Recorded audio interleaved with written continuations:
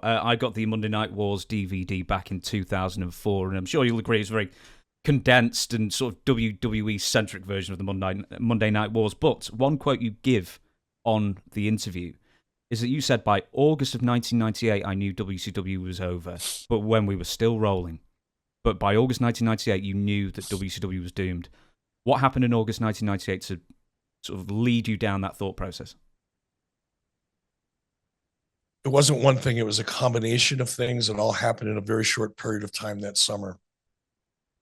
And one of them I don't have time to go into because it's a very complex story. But to summarize it, I got called to a meeting one morning. Now, keep in mind, context is king, right? WCW is still outperforming WWE. We're still kicking it, right? They're coming up. They're getting closer.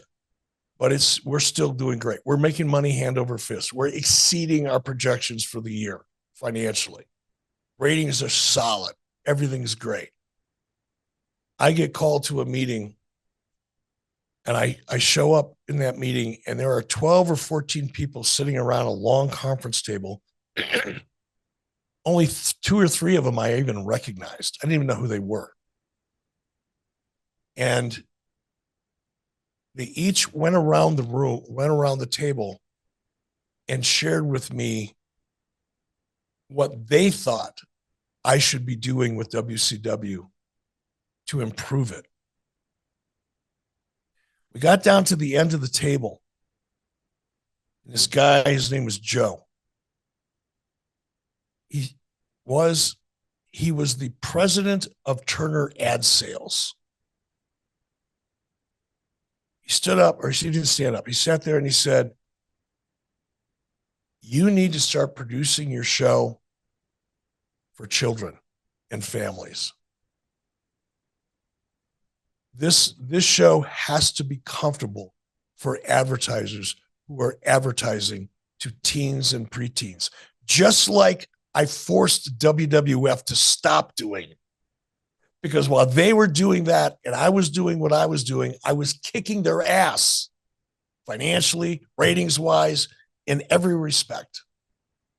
Now I have somebody who's in charge of ad sales for Turner Broadcasting telling me I have to abandon the very formula that got us to the dance and put us in the #1 position on television. I needed to abandon that and go back to doing what my competitor was doing while I was kicking their ass. And I said, that's insane. That makes no sense. And I asked this individual. Now, this was a trick question. And keep in mind, I was defensive. I was sitting there with a bunch of people I didn't fucking know. And I didn't pay attention to their titles. I didn't care who they were. These people who knew nothing about my business, who knew nothing about how I got to be #1, who knew nothing about the audience, are now telling me how to run my business.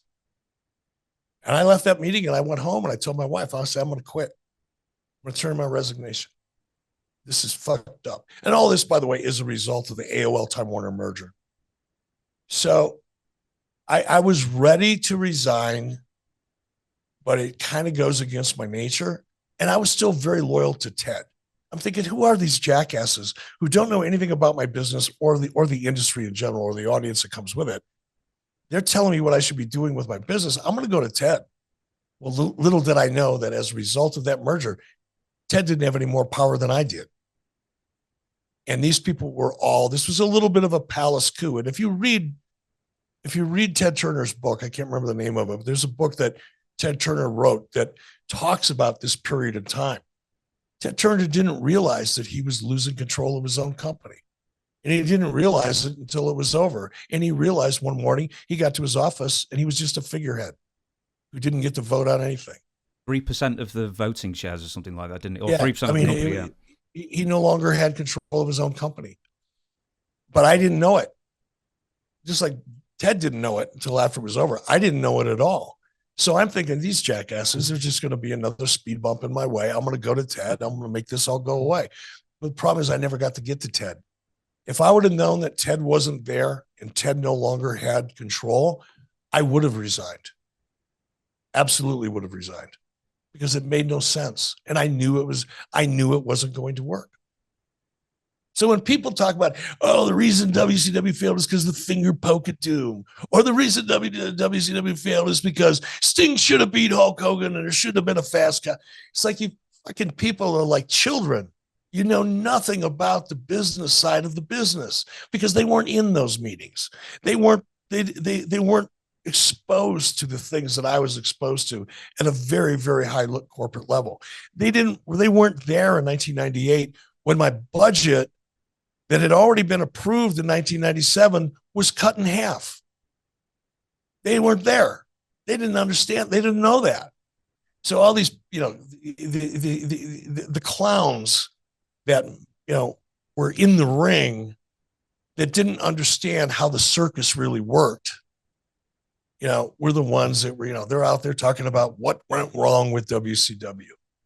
Now, dudes, you're a clown, you're a performer. And by a clown, I don't mean that to, as a shot, but I'm comparing it to the circus. The clowns in the circus don't necessarily understand how the circus operates as a business. They're just there to be good clowns. So when in early 1999... That's going to get a lot of heat, by the way. If you clip that and put that out on social media, that's going to get a lot of traction. Hopefully so. Hopefully we'll sell some more books. But I was just going to briefly ask as well, in 1999, early 1999, is it you that holds a talent meeting and says, look, we can't do all the swearing anymore and gesticulating at one's own crotch and that kind of thing? Was that from above that you had to say that at that point? That came out of that meeting. Yep, Terry Tingle. There's a lady by the name of Terry Tingle. It's the best stripper name I've ever heard. Or porn name. Can you imagine being a porn star named Terry Tingle? Like, my God, you'd be making millions. Terry Tingle. But that was her legit name, Terry Tingle. She was the head of standards and practices. And she gave me a list of all the things that we could no longer do because Joe Uva wanted us to be a kid-friendly show. And the international objects and foreign objects. That was way before, I know that. But, man, that was always one that always stunned me as a kid. What's an international object? Yeah, well, that was a Ted Turner thing, by the way. Yeah. Ted hated the word foreign. Like he thought it was a derisive term. Calling somebody a foreigner is an insult. So we weren't allowed to use the word foreigner. It had to be international. Like if I walked into Ted's office and said, hey, Ted, I got a deal to do some foreign television distribution. No. I'd have been shown the door. That's where that came from.